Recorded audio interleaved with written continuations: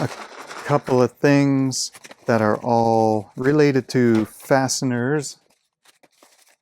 These are supposed to be M4 threaded thumb screws.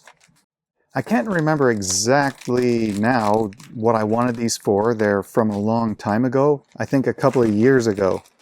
But obviously I had something in mind where I could just quickly thread something in or remove it, maybe on some sort of enclosure for quick access. So there's a bunch of those there.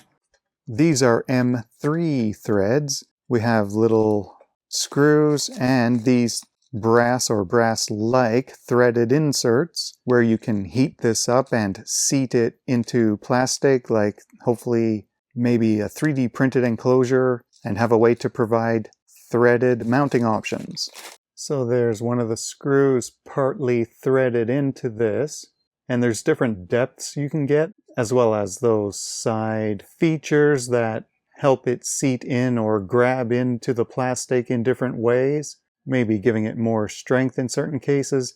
I haven't used these before, but now if I want to make some sort of enclosure and have a lid or some other thing that I want to mount into the enclosure, I can try using these. They've written SA572D, and that appears to be correct. These are compander chips. So that's compressor and expander, and there's 2 in each chip, so you can do a compression and an expansion operation on a signal. So this is all about changing the amplitude of a signal, impacting its dynamic range. You can use it for things like auto gain control, so you can have an audio signal coming in with relatively quiet and loud parts, and you can normalize it to be more consistent amplitude, and it can be used for things like pre-emphasis or de-emphasis, like in Dolby noise reduction. For example, on an audio tape, the tape itself can introduce noise in the form of background hiss, which will also be more heard in the higher frequencies than lower for the audio. So to help get rid of noise on tapes, what they can do is, before you record them to tape, you can amplify those frequencies a certain amount, then record it to tape. Then when you're playing back the tape machines might have a button to turn on Dolby noise reduction, and that applies the other end of this circuit. So for audio frequencies up in the mid-range or treble, it will lower the volume on those frequency sounds to get them back to where they used to be before they were ever put on tape. And by reducing volume on those upper frequencies, you're also reducing the volume of any hiss on the tape. So you end up restoring your original amplitude sound and minimizing noise at those frequencies, so you get noise reduction. So all kinds of things like that can be done with a compander. I thought I would just get some and try it out. There's another package I've had sitting around for a while. DC panel mount power jacks.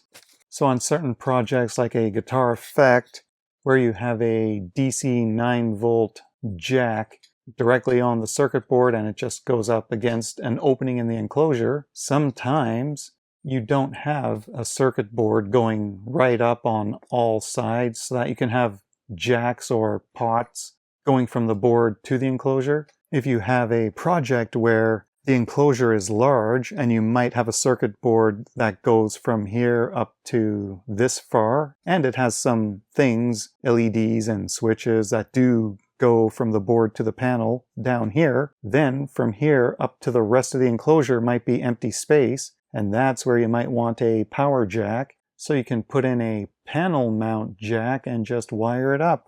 This one I ordered earlier this year, but I didn't need these parts yet, but I may start experimenting now. H11F3 FET-based optocouplers. So those are opto-isolated FETs where they can be used as switches, but also as variable resistors. So they can be used for things like controlling the gain of an amplifier or controlling filters. So stuff like this can be used in synthesizers or guitar effects. Like if you want to make tremolo, maybe you can use this to help turn the volume of a signal up and down, or change the audio volume envelope of a signal in some other pattern, or you can change a center frequency of a filter and move it around to get some audio effects, things like that. I saw these showing up in some old schematics of projects, so I thought I would get some and try them out for different things. And the last thing today hopefully will help me be able to get old composite video and audio converted over to HDMI. This is the RetroScaler 2X composite S-video, component video, and analog audio to HDMI transcoder converter. So, old things, in my case, I'm trying to get old video game systems hooked up to modern televisions, and this should help.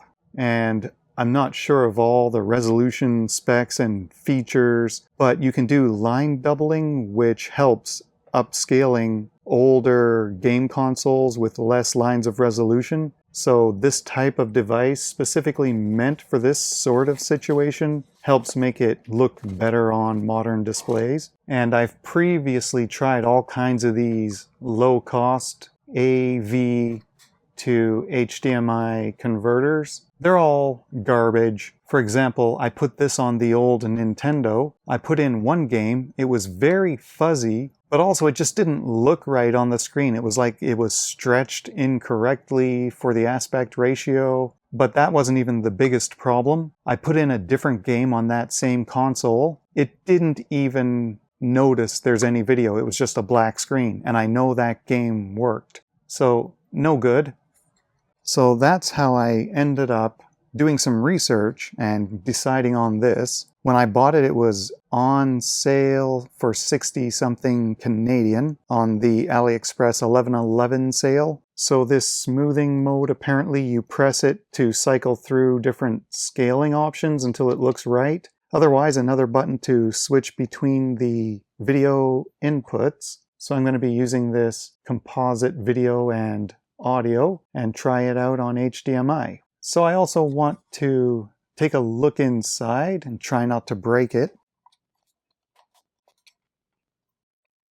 So on the underside of the top cover, we have those buttons, plastic extenders, and LED light pipes. Well, that looks well made and clean. I don't see any flux all over the place. HDMI and USB 5-volt power in, a power on-off switch, and the audio video in jacks. And it looks like they have done something here, whether it's etching away, whatever that is. So on 3 of these presumably important ICs, we can't see what they are. Then there's a couple of miscellaneous chips. So predictably concealed, and presumably some sort of programming or other interface. Looks like a master clear, ground 3.3 volts, and a couple of GPIO. And it works.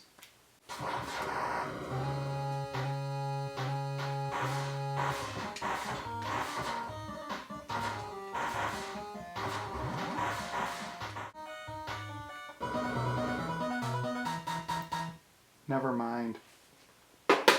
So, for now, this seems to be filling the need. Now my job is to get all of my old consoles to stop using those RF switches and at least get to composite, if not better, video.